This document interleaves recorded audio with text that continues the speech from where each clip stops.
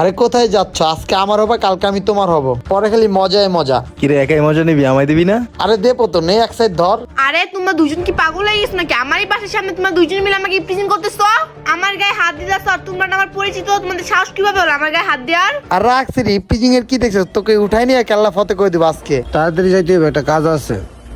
আরে এখানে কি হয়েছে? এটা আমার বোন না, ছেলে দুটোর সাথে কি করতেছে? ওই তোকে সাহস থাকো, তোরা এখানে দাঁড়া। আর ওই যে আমার ভাই আসতে আসতে, আমার ভাই আসলে তোদের খবর 12টা বাজবে। কি তোর ভাই আসতেছে? কিরে মনে, এখানে কি হয়েছে? কোনো সমস্যা? ভাইয়া, এই দুইটা বকেটের ছেলে আমাকে আমাদের বাসার সামনে ইপটিজিং করতেছে। তুমি ওদেরকে কিছু বলবা? ওদের কত বড় সাহস দেখছো ভাইয়া? কি বললি?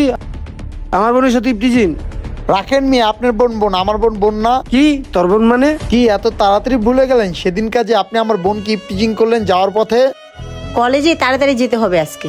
এই দাঁড়াও সুন্দরী, কি ব্যাপার সম্রাট ভাই, আপনার সমস্যাটা কি? আপনাকে না বলছি যে আপনি আমাকে ডিস্টার্ব করবেন না? আমি তোমাকে ডিস্টার্ব করি না, আমি তোমাকে মন থেকে ভালোবাসি। সত্যি বলতে তুমি একবার আমার হয়ে যাও, তোমার কখনো ডিস্টার্ব মনে হবে না। দেখেন, আমি আপনার সাথে কথা বলতে চাই না, আমি এখন কলেজে যাব, আপনি আমার পথ থেকে সরেন। দাঁড়াও না। আরে উনি তো আমার উন্না ধরে টান দিল। চলো না আমরা দুজন লং ড্রাইভে যাই, বাইকে ভরপুর তেল আছে। আমার সাথে গেলে তোমার বাসার চিন্তা করতে হবে না। আপনার কত বড় সাহস, আপনি আমার উন্না ধরে টান দিচ্ছেন, আমার আজে বাজে প্রস্তাব করতেছেন। সম্রাট ভাই, আমি আপনার নামে চেয়ারম্যানের কাছে বিচার দেবো। আমার নামে কারে বিচার দিবা দাও, আমার উপরে এই শহরে কোনো রাজা নাই।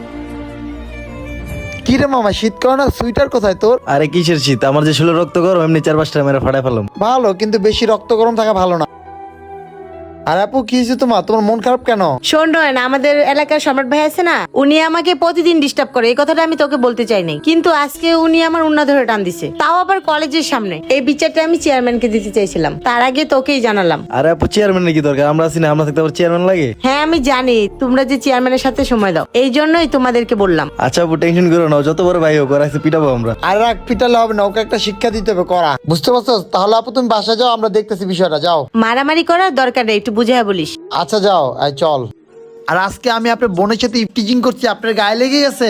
আপনার বোন বোন, আমার বোন কি বোন না? আমার বোনের মুখে এই কথাটা শুনে আমার খুব কষ্ট লাগছিল। ভাবছিলাম আপনাকে একটা কড়া শিক্ষা দেব, তারপর আমি আর আমার বন্ধু আর আপনার বোন মিলে আপনাকে শিক্ষাটা দিই, বুঝছেন? ছি ভাই, আমি ভাবতে পারি না তুমি আমাদের সব মান সম্মান ডুবাই ফেলবা। তোমার বোনের সাথে যেমন ওরা ইপটিজিং করছে তোমার খারাপ লাগছে, তেমন তুমি ওদের বোনের সাথে ইপটিজিং করছো, ওদেরও তেমন খারাপ লাগছে। দেখ বোন, আমি আমার বোনের সাথে ইপটিজিং করি না, আমি আমার বোনকে মন থেকে ভালোবাসি। তুমি যদি ওর বোনকে মন থেকে ভালোবেসে থাকো, তাহলে কেন রাস্তাঘাটে ইপটিজিং করতেছো? ওদের বাসায় তুমি বিয়ের প্রস্তাব পাঠাও। আপনার বোন ঠিকই বলছে, আপনি আমার বোনকে পছন্দ করেন, বিয়ের প্রস্তাব পাঠান, এভাবে রাস্তাঘাটে কাউকে ইপটিজিং করবেন না। আপনারও তো ঘরে মা বোন আছে, তাই না? মান সম্মান কিনে পাওয়া যায় না, বুঝতে পারছেন? আচ্ছা ভাই, আমার ভুলটা আমি বুঝতে পারছি। কালকেই তোমাদের বাসায় আমি বিয়ের প্রস্তাব পাঠাবো। যাই হোক, এটা তো সুখবর, আপনি আমাকে মাফ করে দেন।